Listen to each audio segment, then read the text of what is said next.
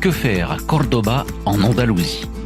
Hola amigos! Dans cette vidéo, je vous emmène dans le sud de l'Espagne, plus précisément en Andalousie, pour visiter la ville la plus classée au monde au patrimoine de l'UNESCO, Cordoue ou Cordoba en espagnol.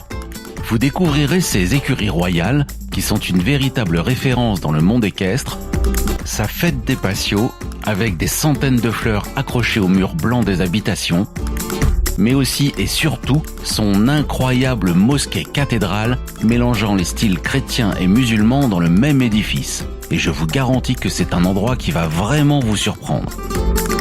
Si cette vidéo vous plaît, n'hésitez pas à nous laisser vos commentaires et un petit pouce levé. Et n'oubliez pas de vous abonner pour continuer à explorer le monde à travers nos yeux. C'est parti! L'Andalousie possède un patrimoine architectural et culturel très riche, qui atteste des différentes phases de son histoire, à la fois chrétienne et musulmane. La ville de Cordoue en est la parfaite illustration. Dans l'Antiquité, elle est d'abord sous domination romaine, mais après la conquête du sud de la péninsule ibérique par les Maures et les Berbères au 8e siècle, elle devient le siège du pouvoir arabe avant d'être finalement conquise par Ferdinand III de Castille en 1236.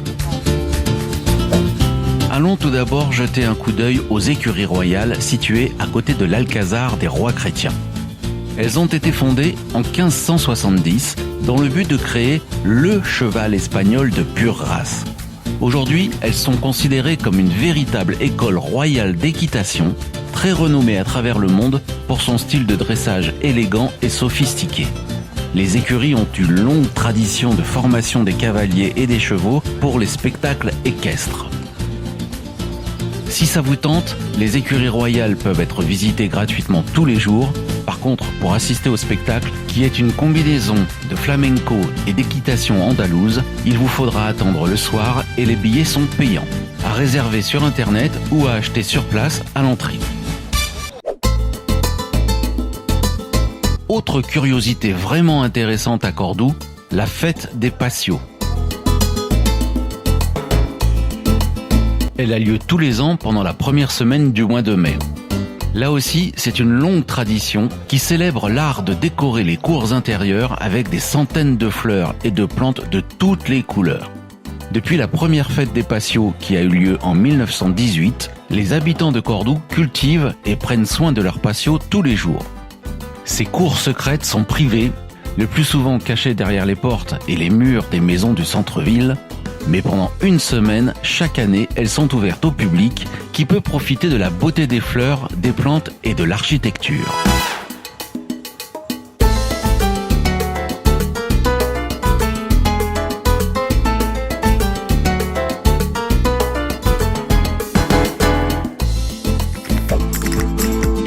Notre promenade nous conduit à la Juderia. C'est une zone de Cordoue qui, entre le Xe et le XVe siècle, était le quartier où habitaient les Juifs. Ces rues étroites et parsemées de pots de fleurs, en plein centre historique de la ville, nous font profiter de l'art et de l'architecture populaire.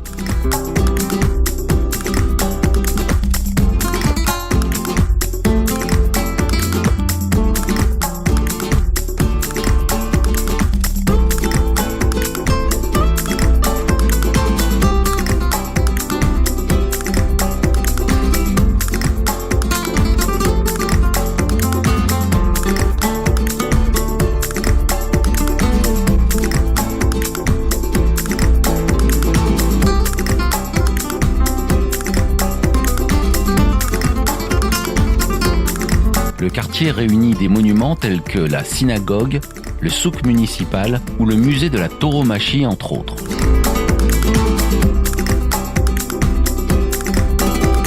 La Juderia est également devenue un important bastion intellectuel regroupant des philosophes, des scientifiques et des poètes durant l'époque d'Abderrahmane III. Depuis 1965, un monument que l'on peut voir sur la petite place de Tibériade est d'ailleurs dédié à Maïmonide, rabbin, philosophe et médecin.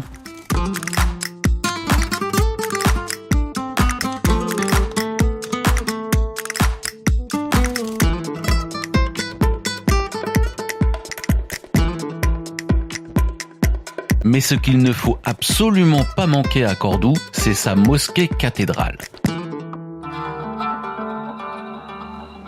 Franchement, en entrant dans un endroit pareil, vous en prenez vraiment plein les yeux. Et pour cause, il ne s'agit pas d'un édifice religieux comme les autres. C'est un ancien temple romain qui devint basilique chrétienne du 4e au 8e siècle, du temps de la monarchie des Wisigoths, puis une mosquée jusqu'en 1236, avant d'être consacrée comme cathédrale catholique. Au départ, vous avez l'impression de pénétrer dans une immense forêt de colonnes de marbre et de granit. C'est logique, on en dénombre 1300, et elles sont surmontées par 365 arcs bicolores en calcaire et briques rouges. Agrandie à plusieurs époques de son histoire par les différents souverains de Cordoue, la mosquée s'étale sur 23 000 m². Pour bien se rendre compte, elle se positionne comme le deuxième temple le plus important du monde musulman, juste derrière la Mecque.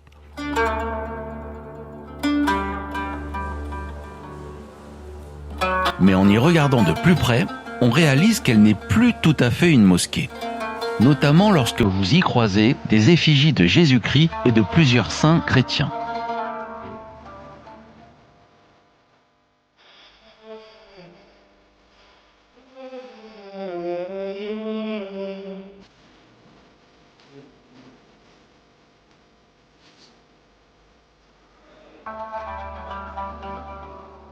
On sent bien que les guerres de religion sont passées par là. Mais le génie, c'est d'avoir su intégrer tous ces différents styles architecturaux en intervenant de manière limitée et réfléchie.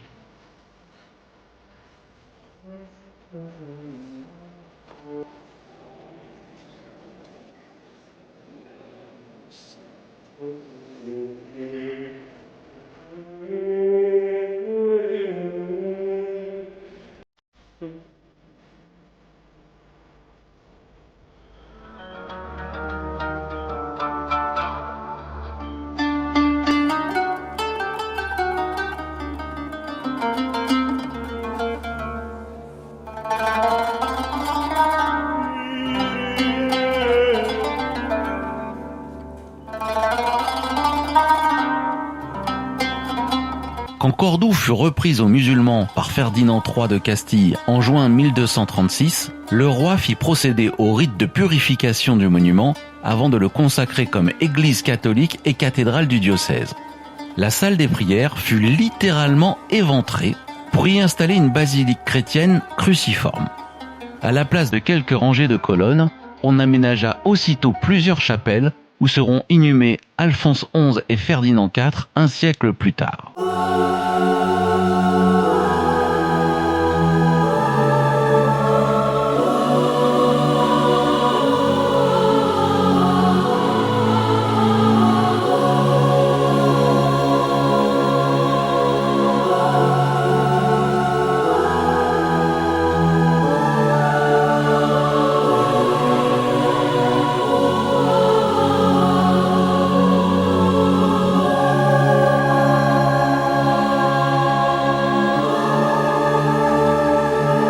On notera d'ailleurs le contraste assez saisissant entre la blancheur et la lumière du côté chrétien et les colonnes plus sombres du côté musulman.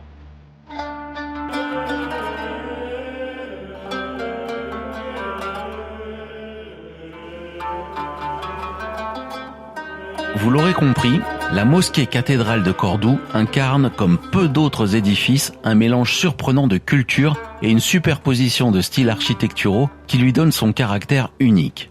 Une cathédrale avec l'âme d'une mosquée.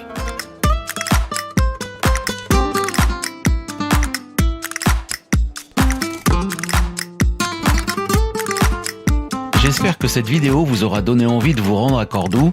Si elle vous a plu, n'hésitez pas à nous laisser vos commentaires et un petit pouce levé. Et n'oubliez pas de vous abonner pour visionner tous nos autres films de voyage.